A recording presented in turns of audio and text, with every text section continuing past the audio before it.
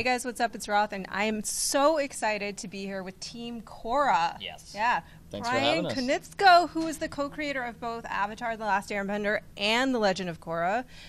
Joaquim dos Santos. Yes. Yay! Very good names. Very good names. Congratulations. I know it's the little things. I don't have much going for me, so it's the little things. Who you're the co-producer? Yes. Excellent work, you guys, and of course, you guys know PJ Byrne. Hello. Yes. Bolin. Fact. We love Bolin. All right, you guys just had your panel. It went great. The crowd. You can't believe how many people were in there and trailing outside. That was really cool. They opened up the back doors so that the people who couldn't get seats could still see the panel. That was the first time I've seen that at a convention, which was really nice. So. Sweet, yeah. And I know you've been asked this we've asked you this about how you feel about the cons, but I mean, what is it?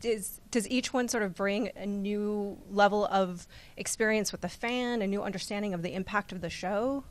I mean, for me, it's just humbling. It's incredibly humbling. And I will say, this con compared to San Diego, there was like a respect level from the fans. There was I think it was a combination of just being thankful that we were here and that we had cool stuff to show. But yeah, there was like a respect level. Yeah, I feel like it was for us. You know, we're kind of working on the show and it moves forward so slowly. But then we're finally so excited to show episodes and so we're kind of excited to check in with the fans and then I know for us it's so exhausting making the show that it's like a recharge. It's like a battery recharge every time we get to go to the conventions and just know that our work is connecting with people and that they're inspired by it, and that inspires us to make more work and work harder and stuff. So it's always fun. It's always nice and touching. It's very touching, No, it is. So I think the cons now essentially are like a thank you tour. It's like we appreciate you appreciating the show, and I honestly think that we bring that into the booth when we're recording, and we understand the responsibility and how much people love it, and how much if they're having a crappy day, it changes their day, or whatever for whatever reason they watch the show. And I think we really feel that, and we just love you. We love you. I mean, really, there's so many layers to this show, which is one of the reasons that I enjoy it as much as I do. Let's dig in. We just saw the episode. Let's dig in, guys. Let's dig in. All right, let's get real here for a minute. Real talk. Everybody get quiet and It's a let's get safe real. half circle. It's a All very right. safe half circle. This is the zone of trust right here. We can say anything. Do it. When's spoilers. book 4 Yeah. coming No spoilers. out? I had no idea. You can't ask that question. I'm kidding. You We're can actually... ask. We just don't have the answer. It's being made, I can tell you that. Well, yeah, let's talk about that a little bit in a moment, but I want to talk about the episode first. We'll talk about sort of the fan anticipation for the next book and the next book and the next book. But we just saw the episode everybody's been talking about, which is the introduction of the first Avatar 1, voiced by the very awesome, really, he did an amazing job, He was so good. Stephen Yeun. He sounds like a voiceover pro, and that was his first animation voiceover work. So He was really nervous. Steve Yeun. He was Yeah, so Steve Yeun. nervous. I was scared for him. Steve Yeun of The Walking Dead, you guys. So he was really nervous watching this in front of 1,000 people. It was excellent. But let's talk about this. You said that you had the initial idea during Last Airbender. Yeah.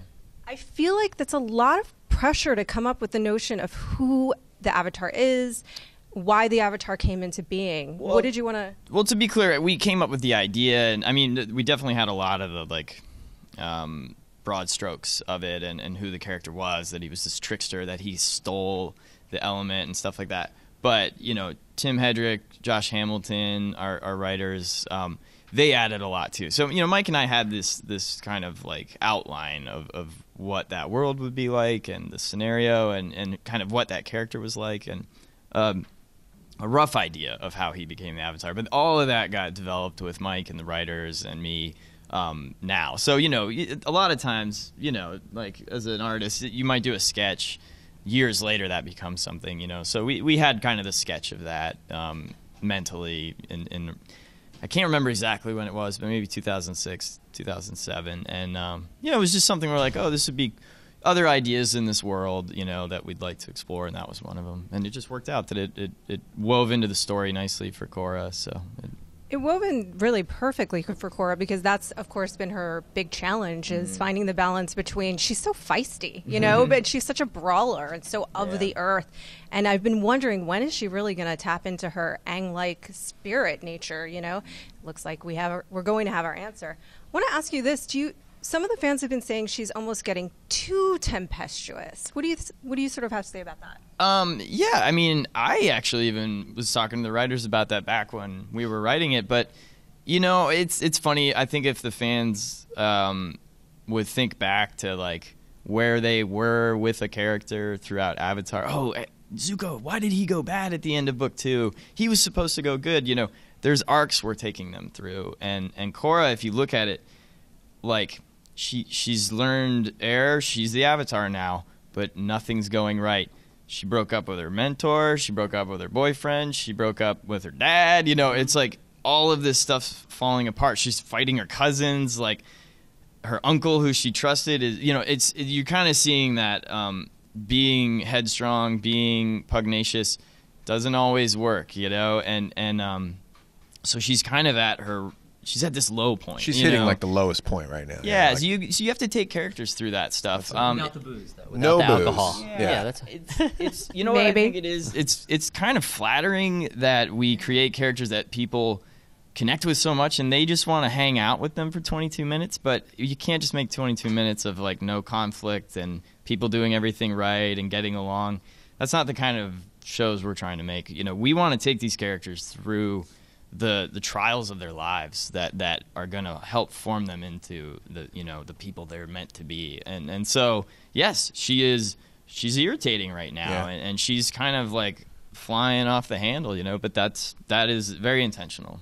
Well, and it's funny, too, and tell me if I'm reading too much into this. I probably am. But it's kind of like you need the dissolution of that ego. You need that. You need all that broken down in order to tap into that deeper part of yourself. Thoughts? Anyone? Yeah, that's a very, Buddhist philosophy angle is, you have to break down the ego. And Korra is so tied up in her ego. And that doesn't mean being egotistical. It's the idea that you have this persona that you have to hang on to, and that defines you and all this stuff. Yeah, she needs to break that down to be able to tap into that deeper stuff. Well, speaking of ego, one of the fun storylines this season, I think, has been the idea of Bolin as a star, you know, because it's really poking fun a lot at the idea of fandom and how silly it is. Has that been really fun for you? Yeah, I mean, I love that Bolin gets to be someone else, but I think the most humorous thing to me is he can't sometimes discern who Nuktuk is or Bolin is, and he's trying to always jump through those hoops, figuring out what's going on and what's real and what's not real, what movie star loves him or doesn't love him. So I think it's a fascinating world to play in that world. It's the first mover. Yeah. So he's just confused. He's like, wait, is this real life? I don't know what's going on. The smartest guy. And exactly. It's the first movie. It's like, is that me looking at me, or am I actually doing that? But I'm right here next to you. What's happening? Yeah. But hello. Yeah. Is it also kind of purposely making fun of fame a little bit? It's a lesson for the kids. I think the first idea, when Mike and I wrote book 1, just the two of us together, and then just with the overlap of the production schedule, we had to bring in some more writers. So we brought our friends, 2 of our friends from Avatar to come back.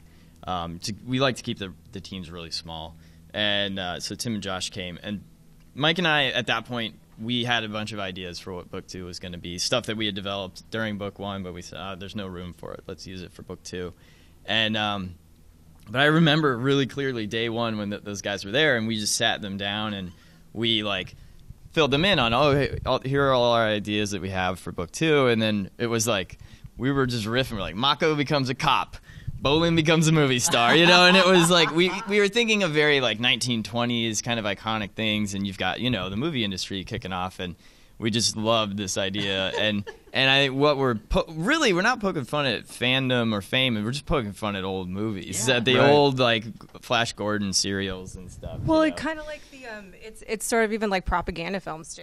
Well, yes, yeah, and totally, and it's just fun.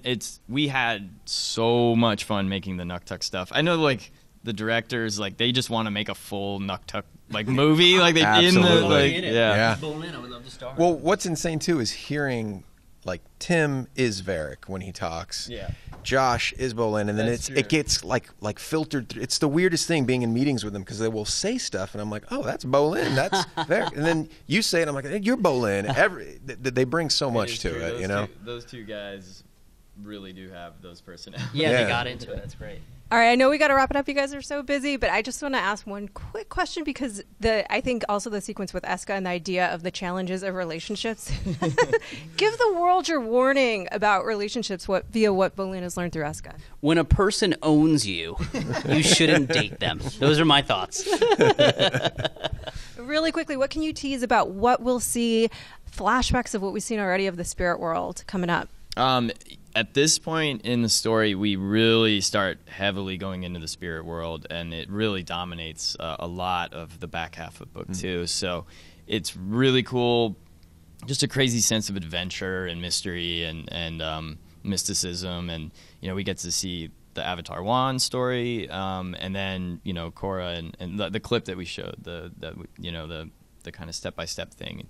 Their journey, and there's just so much. There's a lot of range. It's fun. It's super dramatic. It's scary. It's all over the place. So when do you think maybe we'll see book 3? People already want to know. No, I mean, I can say what we're aiming for, and I know that from the fans' perspective, you're in production now. Yes, we're in production on book 4 and book 3 and book 2. So there's overlap. We're still finishing the post-production on the last 3 episodes of book 2. So we're doing book 3. We're in the middle of main production on that, and just starting post-production on that, and we're on pre-production on book 4. So in terms of the thing is, just because an episode's done doesn't mean we're ready to air. We have to have enough episodes in the can ready to consistently air, so it doesn't mean that we're ready. And then the network has their programming schedule, but it's all dependent on getting enough of them done in order. Because sometimes our episodes fall out of order, and we might have enough done, but not in the right order to air them and stuff. So we're hoping, definitely as early as we can next year to show book 3. We know it takes a lot of work. We thank you guys for it. We love the show. Thank you. You guys can see the introduction of the very first Avatar next Friday. Look for it. It's an amazing episode. Thank you. Dip. Thank you so much. I appreciate it. Thank you. That was great. Thanks.